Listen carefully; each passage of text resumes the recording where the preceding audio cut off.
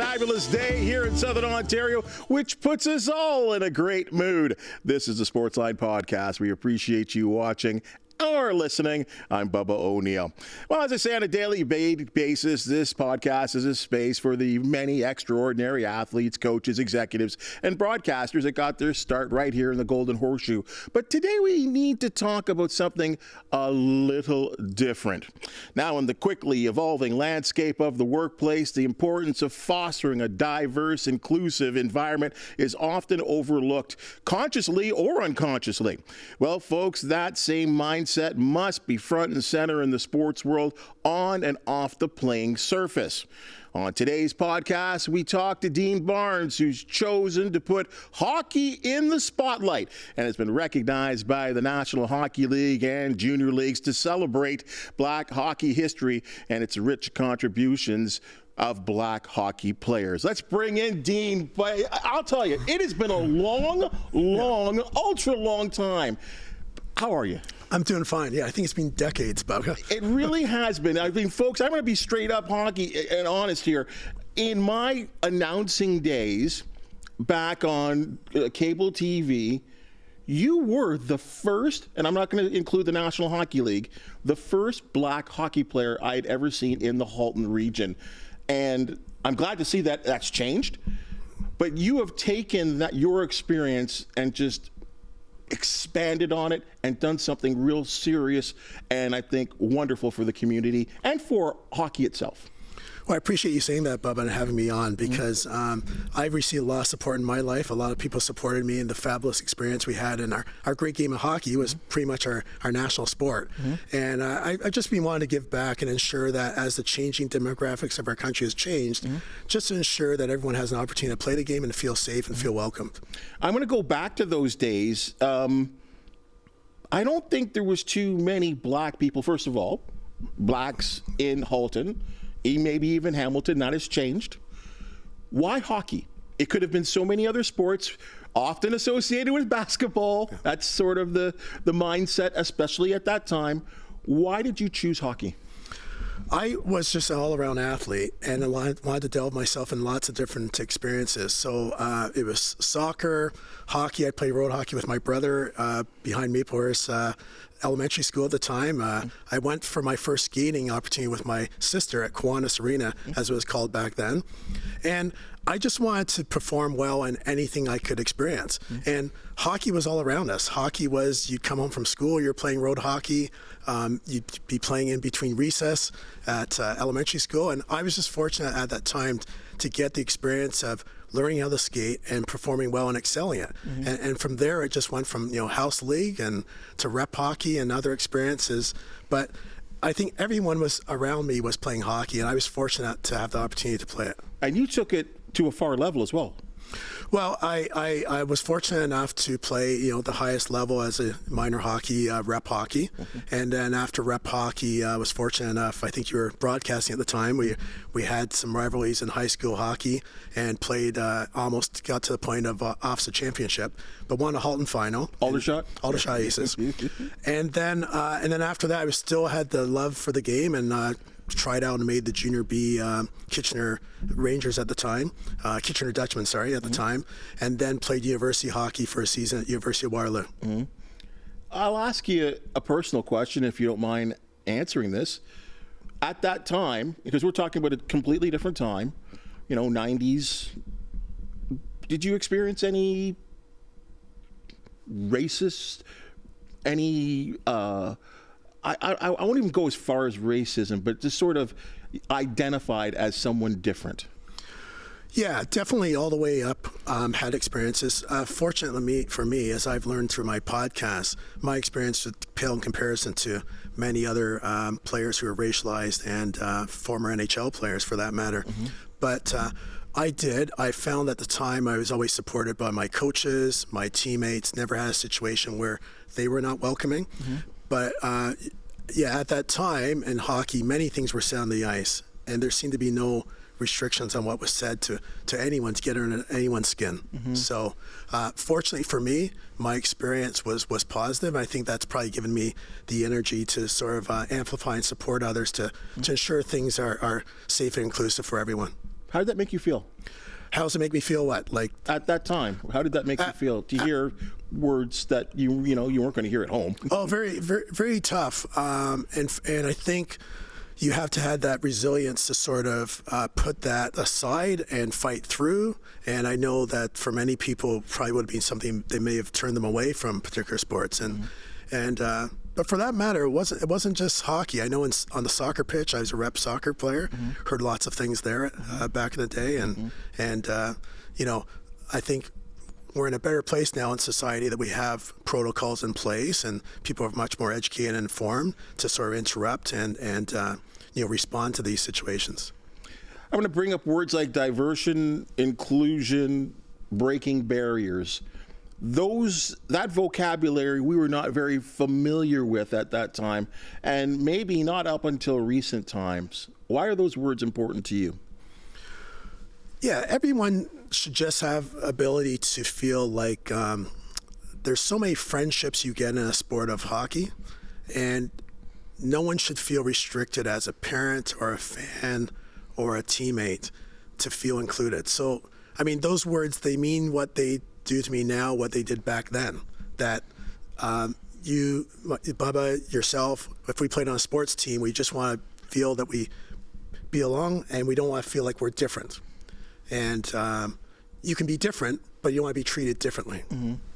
So how have you attacked that? And this is where we get into what you're up to right now. You've made up your mind to make this very important in the sport of hockey. Yeah, I've just been trying to be an amplifier and influencer to tell stories of players who are in the game right now and being successful, either through the Canadian Hockey League, which is my recent project, and the past project was working with the National Hockey League. And I actually interviewed 29 players, former NHL players who had played at least one NHL game.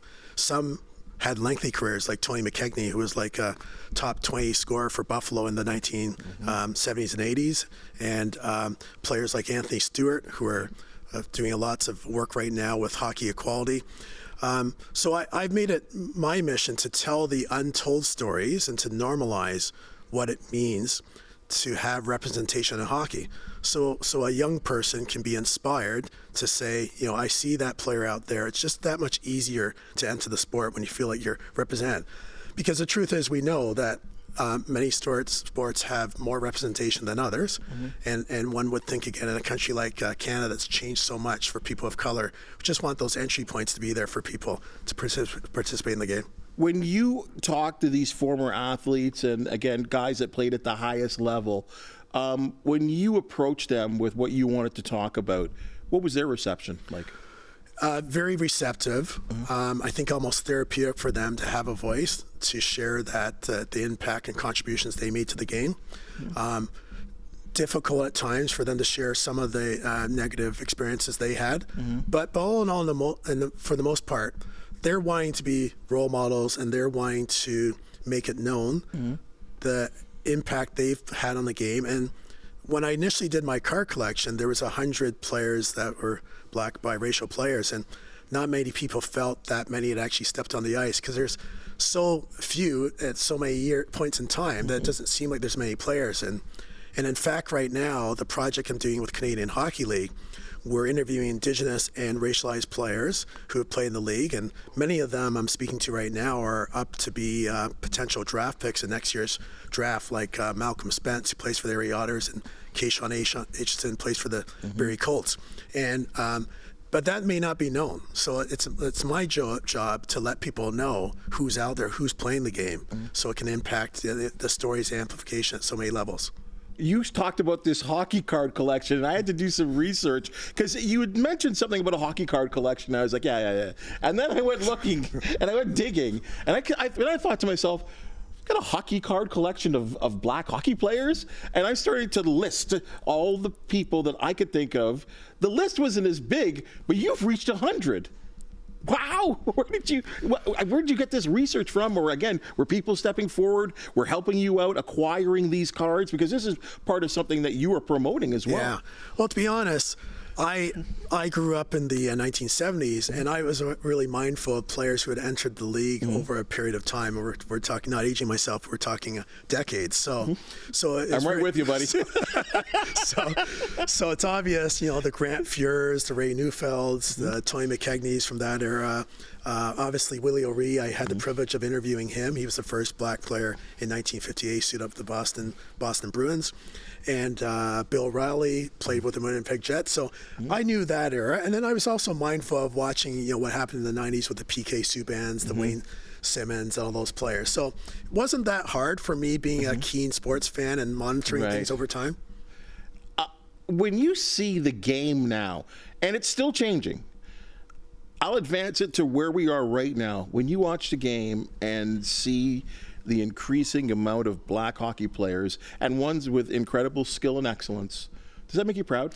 Oh, it makes me so proud, and I can only imagine the people much younger than me, what a difference it makes them feeling inspired, that just that little extra nudge of being inspired.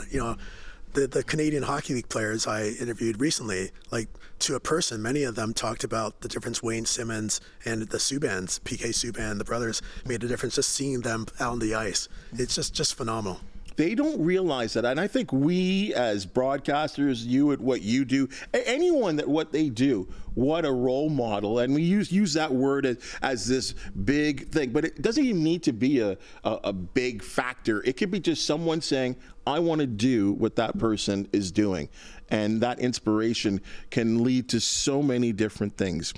So you've set up a program. You're talking to the National Hockey League. You're talking to the Canadian Hockey League.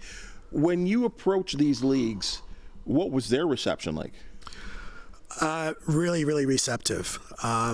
The project with the National Hockey League started because a writer, Bill Douglas, did a story on my card collection. And he put that on the website and published it by the National Hockey League, and a lot of media were really interested in that story. And that led to me being asked to be in the National Hockey League Mobile Diversity Museum. So for a couple of years, I've had various projects where my cards have gone across all the National Hockey League cities in North America, and I've been able to visualize and see people walk in and the impact that it's had them to see a young person or adult fan of any group learn about the history of players. And then I also have to thank the Canadian Hockey League, because most recently they've been really receptive, inviting me to Memorial Cup last year and showcasing my Canadian Hockey League cards of diverse players in their pop-up history museum. So really receptive. Met a lot of caring, inspirational people along the way. They're doing different type of work than me. I'm doing the influencing and amplification work. They are doing mentoring work. They are doing coaching clinics. They're breaking down barriers to invite many people into the game. So it's really inspiring to see. Well, it's really inspiring for me to hear. And I think that the conversation, we're always talking about the conversation has to continue. And you have found a way for the conversation to continue through your podcast. Absolutely. And it's just in time. It's really the fact that this is happening is really incredible. And I can't tell you, I'm having to work a little hard now to keep up with the number of players that are joining the Canadian Hockey League. And I went to see a young man named Malcolm Spence, who plays with the Erie Otters. Originally grew up in Burlington and played rep hockey, and he's in the top list of players. And he's going to be playing in the U.S. Canadian Challenge, which is actually happening tonight in London and tomorrow night in Oshawa. It pits the best players of the CHL against the U.S. prospects. But I think just seeing that talent out there and seeing when he talks about other players on his team he's played with, and when I went to watch him play a few weeks ago in Niagara Falls, there was another black player newly on the team from the Erie Otters. So there's 3 black players on the Erie Otters, and again, probably never would have happened not so long ago. So. Well, I think it's incredible. I think it was maybe about 4 or 5 years ago. I think the International Hockey League, I think it might have been the LA Kings farm team, and it was the first time a complete black line.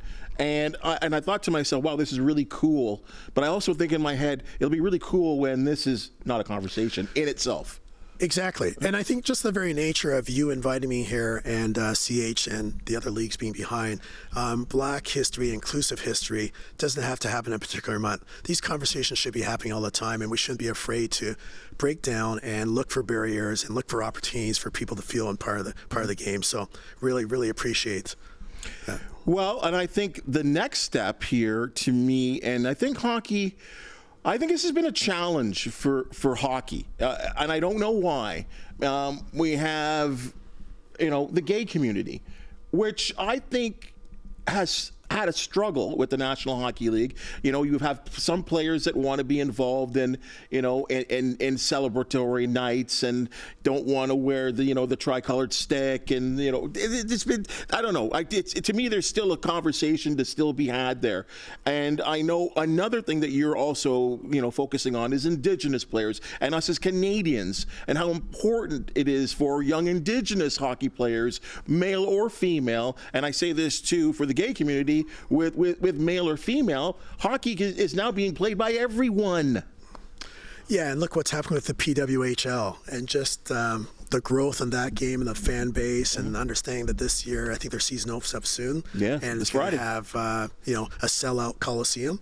So just when you see that happening and the number of young girls that are looking up and seeing stars then play the game and what that's doing to the growth, it's just phenomenal. Yeah. So how do we make it better for, as we talked about, and I know this Indigenous sort of, mindset is something that you guys are locked on as well too. Again, is it the same approach that you've done, that you were taking with the, sort of the Black inclusion that also, that our natives love playing the game too? Yeah, and I have to give a shout out to another card collector named Cardno, and he actually started a collection even before me of Indigenous players, and he lists 100 players who have played the game, the Brian Chatres and players like that, it's multi-tiered. People are having to do different things: tell stories, do coaching clinics, do mentorship groups with players, reduce costs in the game. Different levels of exposures, broadcasters. We talked earlier about senior management opportunities in the game. It's multifaceted, and I think that those at different levels of the hockey game have to be spearheading these efforts.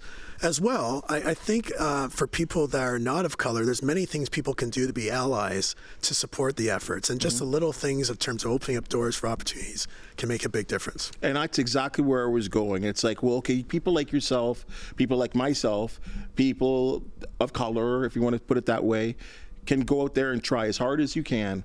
But if there's not acceptance from the large majority, are you finding that you are on the overall, getting acceptance from the majority community? Yeah, I think we're still on that journey, right. And I think keeping the conversation going, keeping the education awareness, right. Lets people know that there's intentional things they can do that are making a difference. And if we all do those things, what a difference it makes in terms of the opportunities for young people. So I think everyone has to be action oriented, and it's not just the people that are racialized, it's everyone has to play a role. And the reason why I bring up that question is because I think for whatever reason in the workplace, yes, that has been, something, a conversation that a lot of people are talking about, inclusion, mixing of races, all of this kind of thing. But for whatever reason in sports, it's kind of its own separate category, right? Oh, there's no racism. We all get along. But yet it does exist. And I think identification and moving forward. And I also have heard the words from white friends that say, what do I need to do? And are you feeling that same sort of question? Like, what can I do to be better? Yeah, and I think everyone just has to look inwardly at themselves and become educated, read books, have conversations. That's the part that makes a difference, that we're all in this together. We all have differences, and we understand our differences better, then we're a stronger community. And circling back to when we started the conversation earlier, I was talking about the lifelong friendships I've got through hockey, and I'm just using hockey, but just thinking sports in general, how many intersecting identities and friendships that have been established with teammates and fans and parents through that experience. So I think we have to listen to all the voices and look inwardly as well, and also have conversations with those who are not like us. Well, it's funny but you say that because I could think of, my group of friends that the conversations about high school football still continue to this day, 30, 40 years later? Like, it's amazing. And you're right about the how it can bring people together. It creates friendships and bonds. And I think that's one of the wonderful things we always do, brag about sports. Time for you to brag about your podcast. The name, where can we find it? How often does it come out? All the details, please. Yeah, thanks. The podcast is called My Hockey Hero, and you can find it on Apple and Spotify or wherever you get your podcasts. Mm-hmm. We're in season 3 right now. Mm-hmm. We're specifically interviewing Indigenous and racialized players in Canadian Hockey League. So some recent guests I've had on were Keyshawn Aitchison, who's also playing in the Prospects game, and prior guests are Malcolm Spence, who I mentioned earlier, Donovan McCoy, who plays for now the captain of the Sudbury Wolves, Teos Jordan, who played for Owen Sound, and he's now gone over to the Quebec League. And so you can find it there. We're doing basically a few episodes per month, and in partnership with the Canadian Hockey, they are promoting the stories for us of the players. Well, Dean, I think it's amazing what you're doing here. It takes a pioneer like yourself. I mean, most of us, I could be included in that too, sometimes just let other people do things. And you are one of the leaders in the community that we all need, black, white, and doesn't matter, that we do need leaders in the community, and you're certainly one of them. And to think that I've known you for, better part of 30 years in my life, and seeing what you're doing right now makes me really proud, and I know I'm not the only one saying that. So congratulations, continue to do the good work, and we love what you're doing. Appreciate for having me on. Hopefully the invite's there to come on in the future to give a little checkup on how we're doing. Absolutely. That is a guarantee. Thank you. All right, folks, that's your Sportsline podcast for the day. And if you've just seen and heard, we love talking sports. If you do know of an athlete, team, or event to promote the Sportsline podcast, do want to hear from you. Please hit the thumbs up, like, and subscribe button. If you have something to say, please comment. Hey, folks, our popular Christmas toy drive is underway, and we do have a new main sponsor this year. It's JR Toys, located in B-Town. For any toy that is purchased at JR Toys, a donation will be made to the drive. So it's like a double shot donation. And of course, there is the e-transfer option as you see on the screen. In addition, believe it or not, hair dryers, curling irons, and body care packs from your local drugstore, they're in huge demand. So with your donation and help, we're going to be helping more folks all over the Hamilton region and Brant County. Thank you so very much for your assistance. For the wonderful people that make the Sportsline podcast possible, we thank you, and we'll see you tomorrow.